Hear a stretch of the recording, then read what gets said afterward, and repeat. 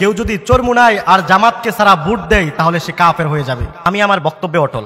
আমি যেই বক্তব্যটা দিয়েছি আমি ভুল কোন বক্তব্য দিই নাই। আপনারা দেখেছেন যে এদেশে জামাত এবং চরমুনাই ছাড়া যদি আপনি ভোটটা দেন তাহলে আপনি কাকে ভোট দিবেন? যারা বলে যে শরিয়া আইন মানি না তাদেরকে ভোট দিবেন আপনি, এবং যারা বলে আলেমদেরকে মৌলবাদী বলে তাদেরকে আপনি ভোট দিবেন, এবং তাদের সঙ্গে জোট করে তাদেরকে ভোট দিবেন।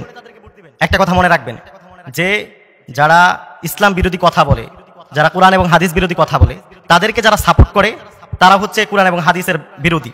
এবং যারা এই দুনিয়ায় চায় না যে আল্লাহর দিন কায়েম হোক, শরিয়া আইন বিশ্বাস করে না, তাদেরকে আপনি সাপোর্ট করবেন, তাদের জন্য সাফাই গাইবেন। আর আমি যদি আপনাকে কাফের বলি তাহলে আপনার শরীরে লাগিয়ে যাইব যে চরমুনাই আর জামাতের সঙ্গে আমরা ঐক্য করবো না, আমরা দরকার হয় আওয়ামী লীগের সঙ্গে ঐক্য করবো। আপনি চিন্তা করেন তাদের মগজ কতটা নষ্ট হয়েছে। তাদেরকে যদি আমি কাফের বলি তাহলে কি এটা আমার দোষ? কারণ তারা তো একটা কুফরি দলকে বিশ্বাস করতেছে, কুফরি দলের সঙ্গে ঐক্য জোট করছে। যারা বলে আমরা শরিয়া আইন মানি না, কোরআন মানি না, হাদিস মানি না, এদেশে আমরা খেলাফত কায়েম করতে চাই না।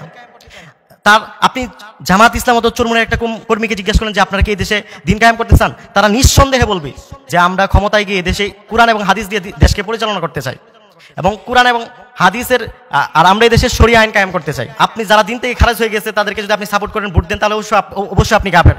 অপরদিকে শুধু হক দল আছে দুইটা, জামাত এবং চরমুনাই, এবং আমাদেরকে তাদেরকেই ভোট দিতে হবে। আমরা যদি তাদেরকে ভোট না দেই তাহলে অন্য কোনো দলকে ভোট দেই যারা ইসলামের বিপক্ষে কথা বলে, তার মানে আমি ইসলামের বিপক্ষে গেলাম, আর কোরআন এবং হাদিসের বিপক্ষে গেলে তো আমি কাফের। এটাই স্বাভাবিক।